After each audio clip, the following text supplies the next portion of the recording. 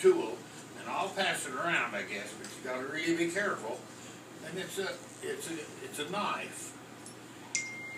And they call this a trench knife. And you see here, you'd put your hands in like this, and then you could hit somebody in the jaw with this part of it, or you could use the knife to stab them. And this one's really old. It says 1918. That's the end of World War I. It's a trench knife.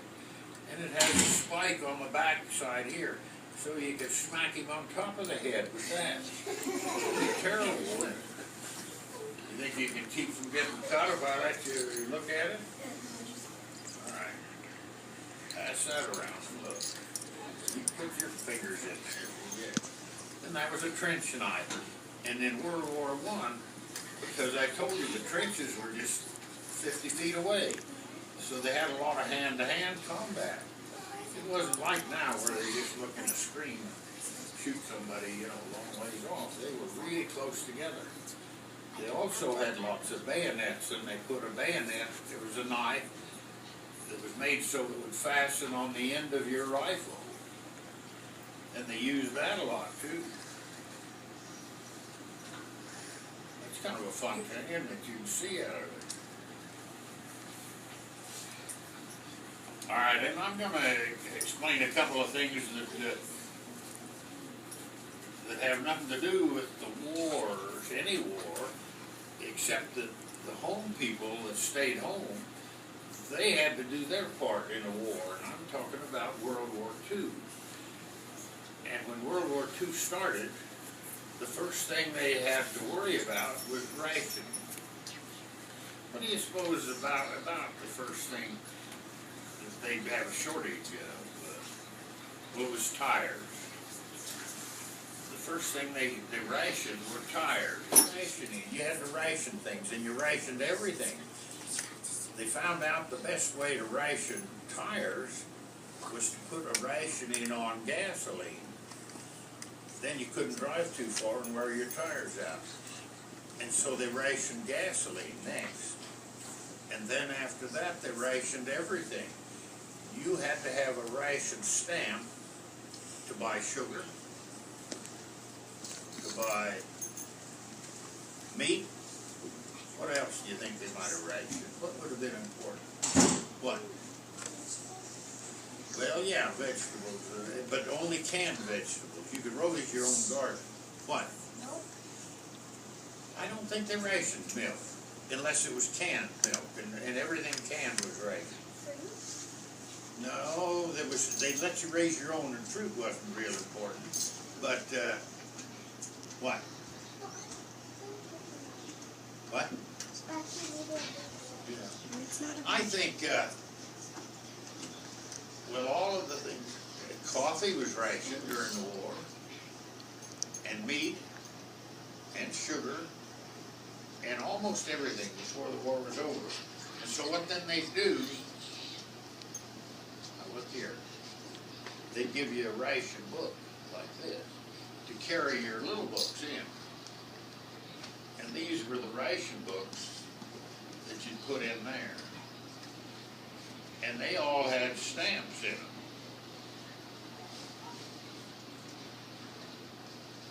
And this just says spare, but some of them also say coffee. And one stamp would let you buy 1 pound of coffee. And they'd only let you do one a week. And the same way with sugar, you could only do, I think, 5 pounds of sugar a week. Now, some people got more than others. If you lived out in the country, you got more sugar than other people. And it says right on these books that you're not supposed to transfer, to give them to anybody else. They're just for you, because they've got your name on the front of them. And if you find one, you're supposed to turn it in. The stamps were pretty important, and even though it said you weren't supposed to, lots of people, and I'll pass this around, it just shows a picture of different, well, it's got tanks on there, ships, but each stamp was worth some sugar or a pound of coffee, and you only got to use so many. a week.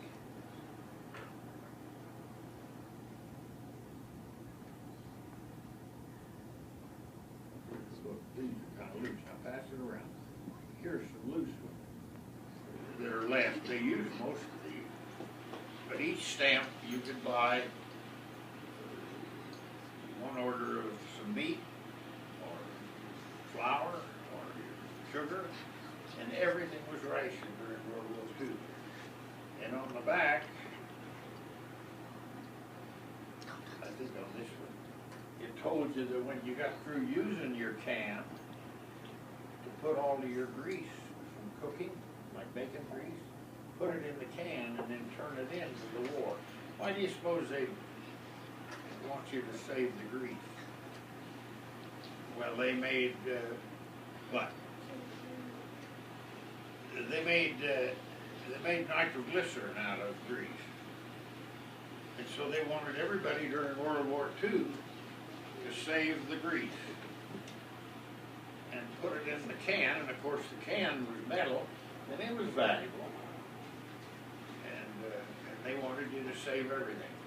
And when I was a kid, a little bigger than you guys, in World War II, all of your gum and all of your cigarettes came in packages that were wrapped with tin foil to keep them fresh.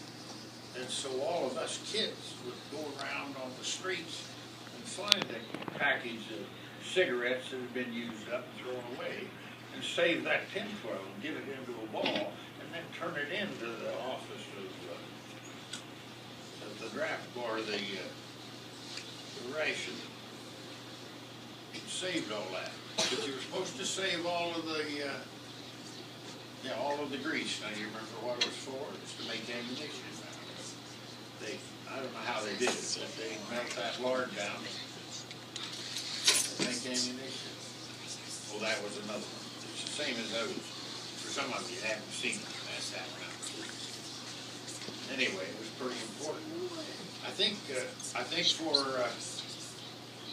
like for gasoline and tires, you got a sticker that you put on the windshield of your car, and an A sticker was the cheapest one, and you were the lowest grade. You were only supposed to drive, I think, like 10 miles a week. It'd be pretty hard to do out in this country. And ranchers were exempted because they had to go so far. Then there was a B sticker, and those were for more important people that wanted to go farther. And you were only supposed to drive 35 miles an hour. You know how slow that is? That's not much faster than you could walk. But in World War II, they tried to save on gas, and you had to go really slow. Didn't work very well. They'd have a hard time keeping me at 35. I bet your folks too. They tried to save, and everybody did save. And you know, we just came off daylight savings time, didn't we? You all know, you turned your clock back.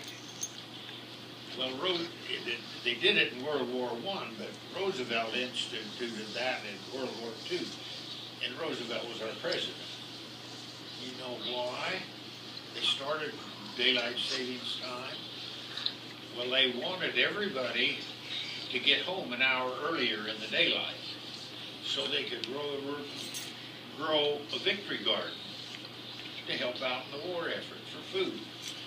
So they jumped the time up an hour so that people would have more time in the evening when they got home to raise a victory garden. It wasn't to go play golf or have a good time. It was so they could tend to their garden. And that was really the main reason they started daylight savings time. And they've done away with it. So after the war, they did away with it for a while, and now we do it again.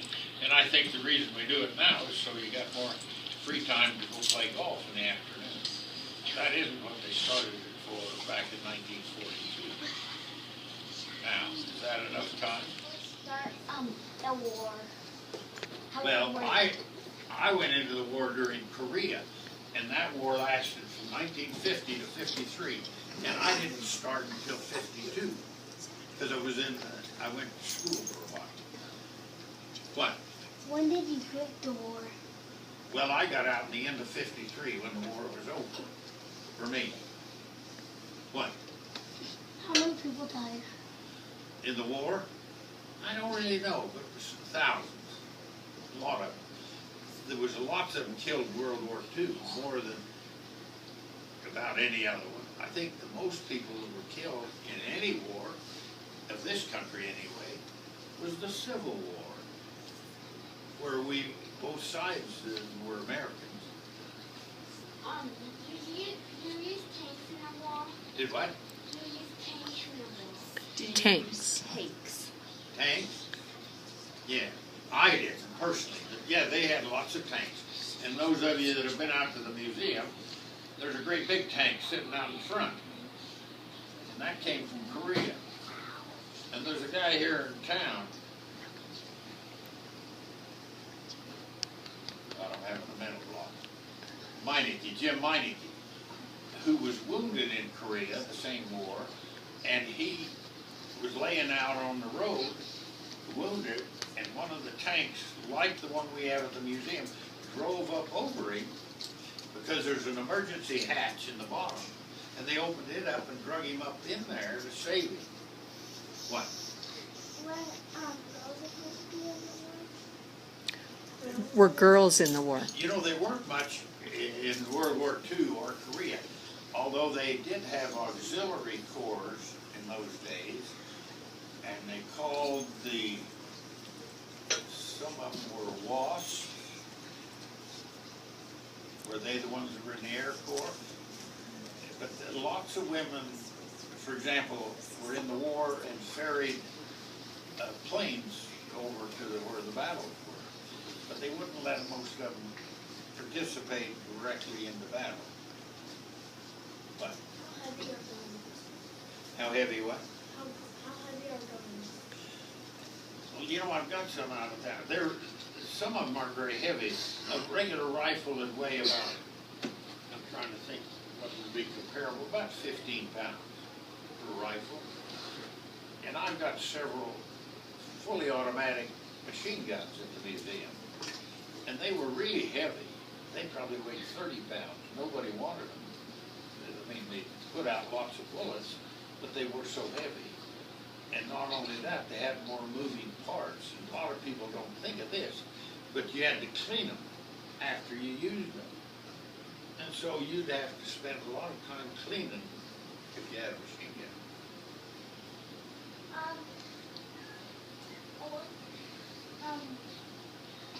Do they use airplanes in the war? Well, especially now.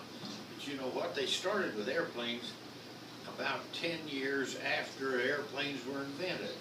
The Wright brothers built the first airplane, and within 10 years they were using them in World War I. And in those days they were made out of paper and wood. They stretched paper over the wood to form the wings and the body. What do you suppose had happened to an airplane that got shot? What? It went down. Well, yeah, see, it'd be made out of wood, the shell would go right through it, and it would catch fire. And the first airplanes in World War I, they didn't give them a parachute. So when it caught fire, they just went down.